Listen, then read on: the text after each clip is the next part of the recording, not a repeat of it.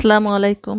Welcome back to my channel. কেমন আছেন আপনারা সবাই? আশা করি আল্লাহর অশেষ রহমতে সবাই ভালো আছেন, আমরাও ভালো আছি। আজকে সকাল থেকে ব্লগটি শুরু করেছি। আজকে সারাদিন কি করব আপনাদের সাথে শেয়ার করার চেষ্টা করব।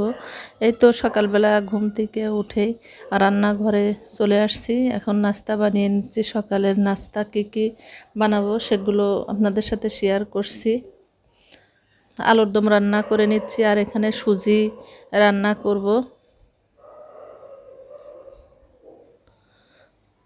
আমার ছেলে বেশ কিছুদিন ধরেই লুচি খেতে চাচ্ছিল, ভাবলাম আজকে করে দেই। স্কুল তো বন্ধ, ক্লাসের তাড়া নেই, আর একটু যদি বেলা হয়ে যায় সমস্যা হবে না, যার কারণেই এটা করা হচ্ছে। অনেক আগে থেকেই খেতে চাচ্ছিল, তেমন সময়ও হয়ে উঠছিল না, আর এভাবে করাও হচ্ছিল না। আর বেশ কিছুদিন থেকে প্রচণ্ড গরম ছিল, রান্নাঘরে যেতে ইচ্ছা করেনি, এর জন্য আমি রান্নাও করি।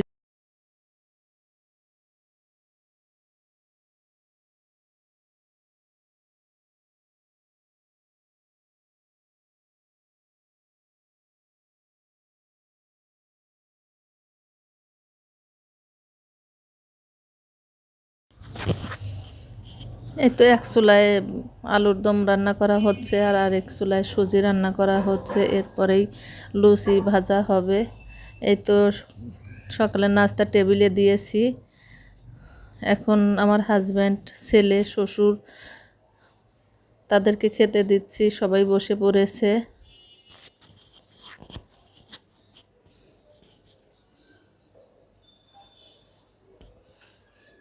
আমার শ্বশুরকে খাবার দেওয়া হচ্ছে।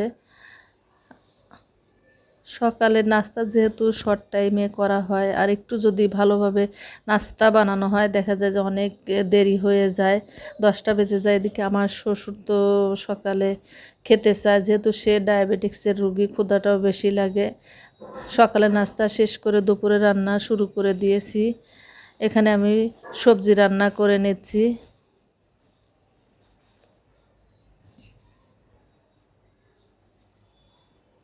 আজকে যেহেতু ছুটির দিন, ভাবলাম একটু স্পেশাল খাবার রান্না করি। আর এখানে মুরগির মাংস কেটে ধুয়ে পরিষ্কার করে নিয়েছি, সেটাও রান্না করা হচ্ছে। আর এখানে ডিমের কোরমা রান্না করব, পোলাও রান্না করব।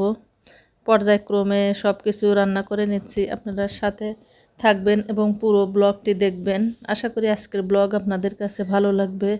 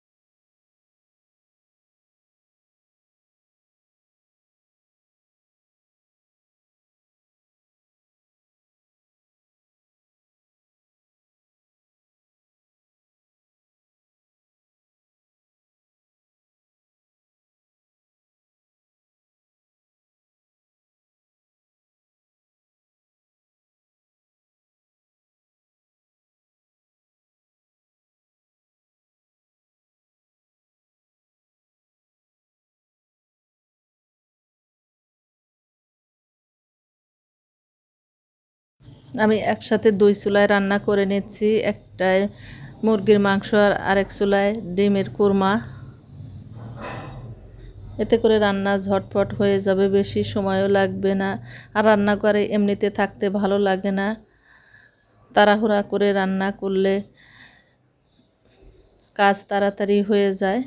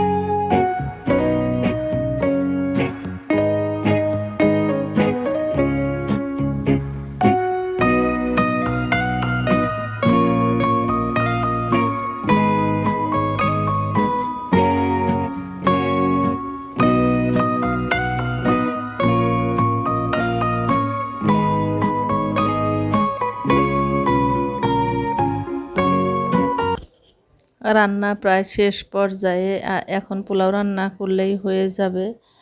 এই তো আমি এখানে ডিম বলে সার্ভ করেছি, যাতে করে টেবিলে দ্রুত দেওয়া যায়। আর এগুলো সব কিছু সার্ভ করে আমি গোসল করতে যাব, যেহেতু শুক্রবার নামাজ, গোসল নামাজ এগুলো করেই দুপুরের খাবার দিতে হবে।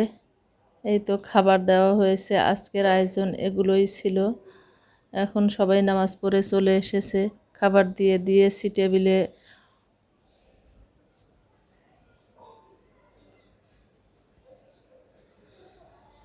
এখন বাজে রাত 11টা। হঠাৎ করেই ডিসিশন হলো আমাকে আমার বাবার বাড়ি যেতে হবে। কী জন্য যাব সেটা আপনাদের সাথে শেয়ার করব, আপনারা দেখতে থাকুন, দেখলেই বুঝতে পারবেন কেন যাচ্ছি, কিসের জন্য এত জরুরি যাওয়া। কাপড় চোপড় গুছিয়ে নিচ্ছি। এই তো পরদিন ভোরবেলা ঘুম থেকে উঠে পড়েছি, 5টা বেজে গিয়েছে অলরেডি। ছোট ছেলের ঘুম হয়নি, এমনি রাত্রে শুতে শুতে ঘুমাতে লেট হয়েছে। সব কিছু গুছিয়ে নিয়েছি, বাবার বাড়ি চলে যাচ্ছি। এখন 6টা বাজে, 7টার বাসে যেতে হবে। আমরা অলরেডি বেরিয়ে পড়েছি। এই টাইমটা আমরা বাসায় সবাই ঘুমিয়ে থাকি, অথচ আজকে বাবার বাড়ি যাব বিধায় সবাই ঘুম থেকে উঠেছি। আর আমার ছেলেদের তো অনেক বেলা করে ঘুমিয়ে অভ্যাস। ওদের এখনও ঘুম ভাব আছে চোখে। আমার 2 ছেলেকে নিয়ে আমি চলে যাচ্ছি, আর আমার হাজব্যান্ড যাবে না।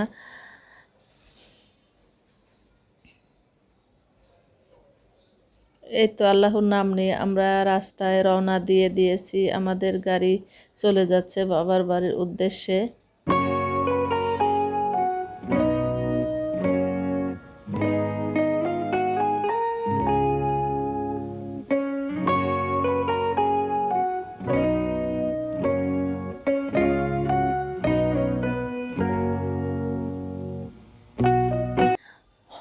হঠাৎ করেই ডিসিশন হয়েছে, আমার ছোট বোনের বিয়ের ব্যাপারে কথা হচ্ছে, আর ছেলে পক্ষ আসবে।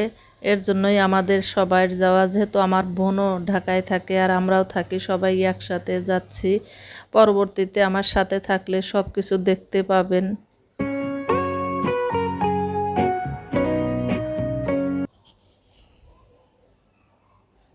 এই তো আমরা এখন যমুনা সেতু পার হয়ে যাচ্ছি। আমার বাবার বাড়ি যেহেতু উত্তরবঙ্গে, আর অবশ্যই যমুনা সেতু পার হতে হবে। আর এখন আমরা পার হয়ে যাচ্ছি। এখন ফুড ভিলেজে বিরতি দিয়েছে, এখানে আমরা সবাই নেমেছি। হালকা পাতলা বাচ্চাদের নাস্তা করাবো, এরপর আবারও উঠব। আমার ভাই বোন আমরা সবাই একসাথে যাচ্ছি।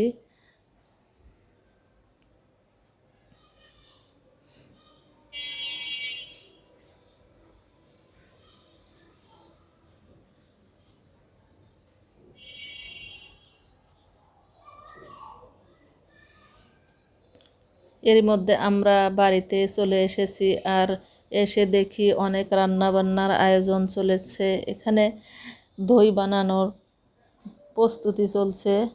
আমাদের বাড়িতে এই দই বানানো হয়েছে, আর আমার ফুফাতো ভাই এই কাজটি করছে। ও অনেক ভালো দই বানাতে পারে। ভাবলাম এটা আপনাদের সাথে শেয়ার করি। এই যে মাটির পাত্রগুলো দেখছেন, এগুলোতেই দই বানানো হবে। বিকালবেলা আমাদের বাড়ির বাহির সাইডে যে উঠান আছে সেখানে সবাই বসে আছে, আর বাজার থেকে অনেকগুলো বাদাম নিয়ে এসেছিল, চীনাবাদাম, সেগুলো খাওয়া হচ্ছে। আর ছোট ছোট নদীর মাছ নিয়ে এসেছে আমার 2 বোন, সেগুলো কেটে নিচ্ছে। আশা করি আজকের ব্লগটা আপনাদের কাছে ভালো লেগেছে। পরবর্তীতে নতুন ব্লগ নিয়ে হাজির হব। আজকের মতো বিদায় নিচ্ছি। আল্লাহ হাফেজ।